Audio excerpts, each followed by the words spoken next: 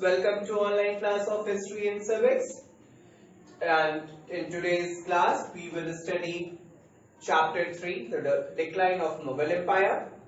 In today's class, we will discuss about the Marathas, Third Battle of Panipat, causes of decline of Marathas, Mysore.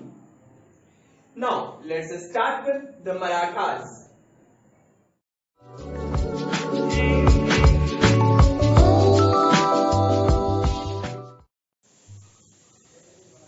When we will study about the Marathas, we will find that the most important challenge to declining Mughal power came from the Maratha kingdom, which was the most powerful of succession of the states.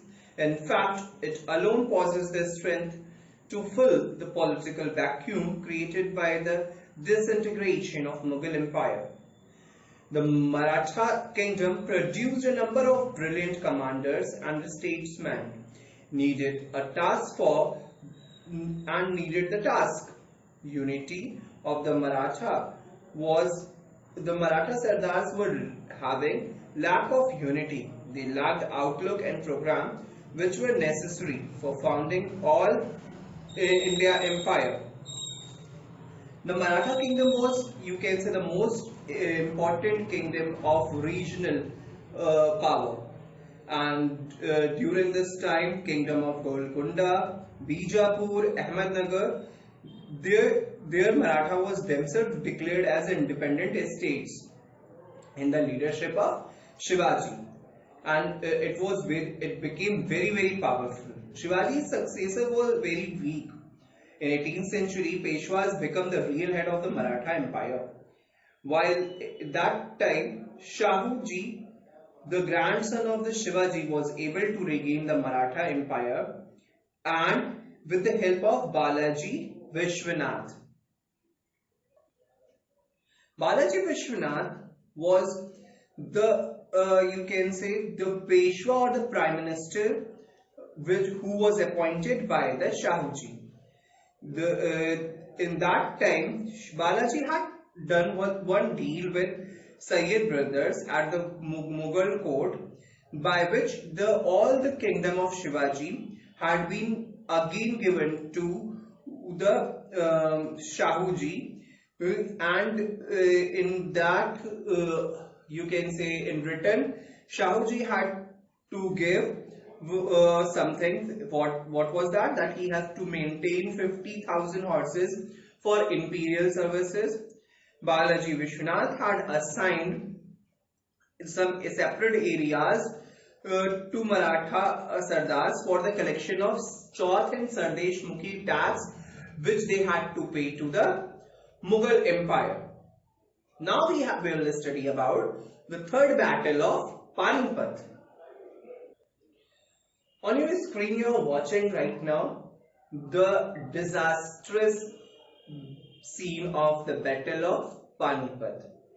The Third Battle of Panipat took place on 14th January 1761 at Panipat, about 97 miles away from Delhi, between the Maratha Empire and the invading Afghan army of Ahmad Shah Durrani, supported by three Indian allies: Rohilla, Najibullah, Afghans of the Doab region, Shujauddaulah, the Nawab of Awadh, and the Maratha army was led by the Sadashiv Rao Bhau, who was the third in authority after Chhatrapati Shivaji Maharaj and the Peshwa. The main Maratha army was stationed in Deccan with Peshwa. Military, the battle pitted the artillery and the cavalry of the Maratha against the heavy cavalry and mounted artillery of the Afghans and Rohillas, led by the Abdali and Najibullah, both ethnic Afghans. The battle is considered one of the largest and most eventful fought in 18th century, and it has perhaps the largest number of the fatalities in a single day. reported in a classical formation battle between two armies. The specific site of the battle itself, it is a dispute by historians, but most consider it have to occurred somewhere near modern Kala, Amb and Osonoli Road. The battle lasted for several days and involved over 125,000 troops. Protracted skirmishes occurred with the losers and gain both sided. The forces led by Ahmad Shah Durrani came out as a victorious and after destroying several Maratha flanks.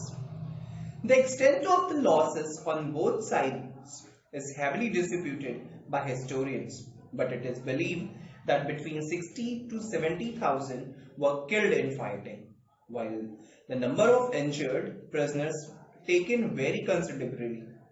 According to the single best eyewitness chronicle, the Bakhar Bais Shujauddaullah's Diwan, Kashi Raj, about 40,000 Maratha prisoners were slaughtered in a day, cold blood the day after the battle. Means they were killed. 40,000 prisoners were killed slaughteredly in the cold blood day after the battle. The Grand Turf includes an interview of a survivor of these massacres in his history of Marathas and generally corroborates this number. Shiva Jivalkar, whose monograph Panipat 1761 is often regarded as the single best secondary source on the Battle of Panipat. It says not less than 1 lakh Maratha soldiers and non-combatants perished during and after the battle. Means you can say this battle was the most bloodiest battle among all three battles of Panipat. Now we will study about the causes of the decline of the Marathas. When we will study, we will find some following reasons for the decline of the Marathas. They were having inefficient governance leading to the fragmentation of power and loss of revenue. They were feeling the, you can say, ineffective governance problem. Then the second one was the meritocracy being replaced by hereditary system. The third one is administrative control not keeping up with the growing empire. Means empire was growing up, but the administrative power was not having the lack of that much control over the empire. Then guerrilla warfare was only effective in the hilly regions for the of the Maharashtra, but not effective in the plains of the north. So they were feeling the you can say the strategy of war fighting also. They were having the lack of fighting. They were only depending on the guerrilla warfare, which was only helpful for them only into the hilly regions, but not into the northern plains. Now we will study about the independent state of Mysore. When we will study about the Mysore, we will find that time Mysore was emerging as an independent state under a king whose name was Chikka Krishna Raj in the early 18th century. But by his ordinary soldier, he was overthrown out of the kingdom, and that soldier had captured his throne in 18th century. The soldier's name was Hyder Ali. On your screen, you are watching the palace of Mysore and the king Hyder Ali. Hyder Ali was was the Sultan and you can say the de facto ruler of the kingdom of Mysore in southern India. Born as Hyder Ali Khan, he is distinguished himself military, eventually drawing the attention of Mysore's rulers.